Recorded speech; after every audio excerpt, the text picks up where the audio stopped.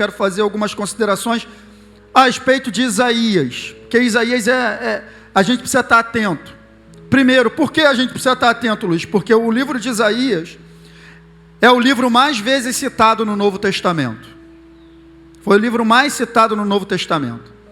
Que qualquer outro livro é o livro mais citado. Ele foi mais citado do que todos os outros livros proféticos juntos. Tem mais citação de Isaías no Novo Testamento do que todos os outros livros proféticos juntos. Isaías tem referência dele no Novo Testamento 150 vezes. E 50 vezes ele é citado diretamente. Então, um livro que você tem que estar atento a ele. Isaías é considerado uma mini-bíblia no Antigo Testamento. Porque assim como a Bíblia tem 66 livros, 39 no Antigo, 27 no Novo Testamento, Isaías tem 66 capítulos. É muito importante isso, queridos, você entender. Assim como os primeiros 39 livros da Bíblia estão no Antigo Testamento e falam de lei e juízo, os primeiros 39 capítulos de Isaías falam de lei e juízo. E assim como os outros 27 livros da Bíblia estão no Novo Testamento e falam de graça e salvação, os 27 últimos capítulos de Isaías falam de graça e de salvação, apontando para a vinda do Messias. É muito interessante essa lição. Ele vai comigo até o final, esse microfone.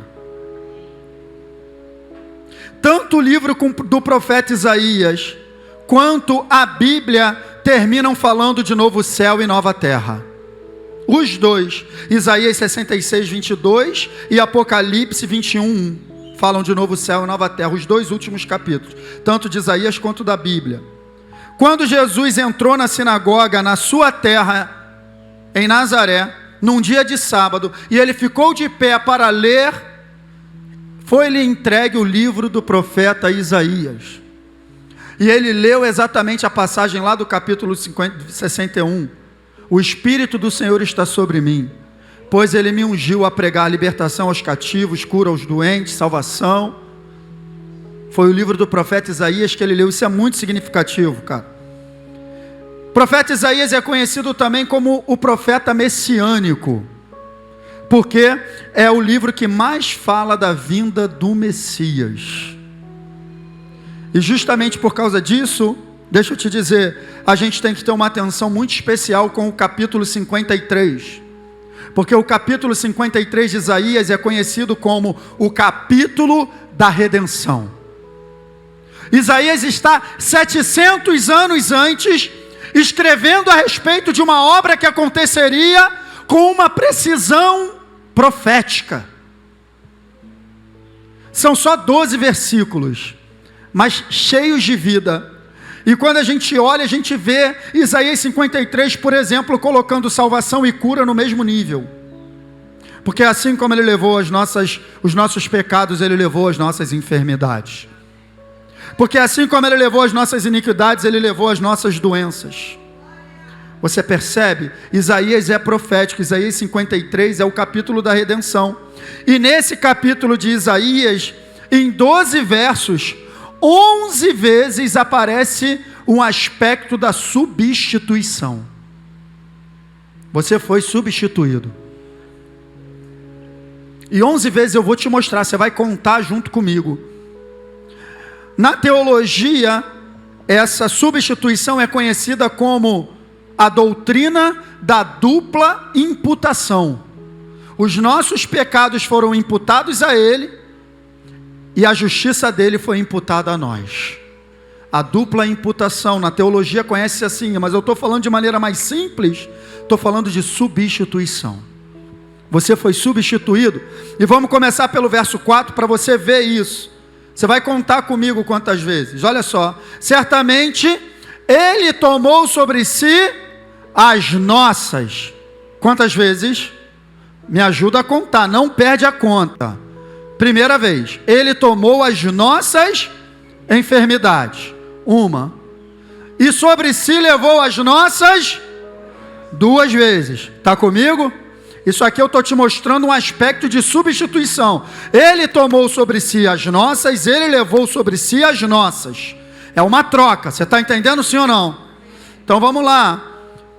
nós o consideramos castigado por Deus, por ele atingido e afligido. Verso 5, mas ele foi transpassado por causa das nossas. Quantas vezes?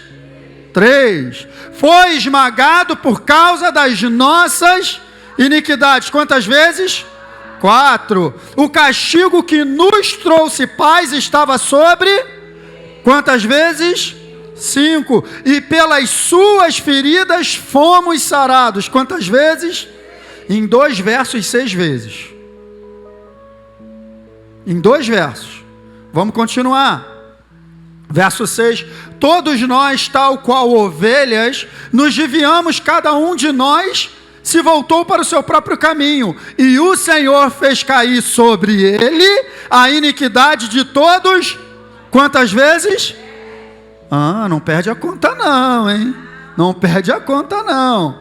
Vamos lá, verso 8, com julgamento opressivo ele foi levado, ele foi julgado no nosso lugar. Tá? E quem pode falar dos seus descendentes? Pois ele foi eliminado da terra dos viventes, por causa da transgressão do meu povo, ele foi golpeado. Quantas vezes?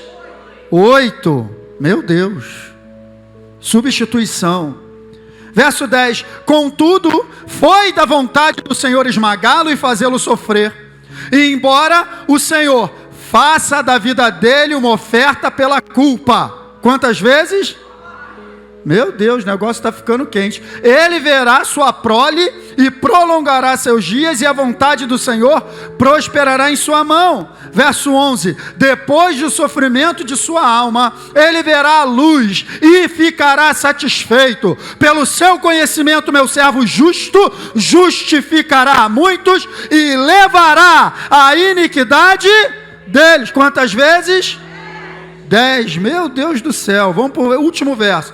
Por isso eu lhe darei uma porção entre os grandes, ele dividirá os despojos com os fortes, porquanto ele derramou a sua vida até a morte, foi contado entre os transgressores, pois ele carregou o pecado de muitos e intercedeu pelos transgressores. Quantas vezes? 11 vezes. Jesus substituiu você. Jesus substituiu você.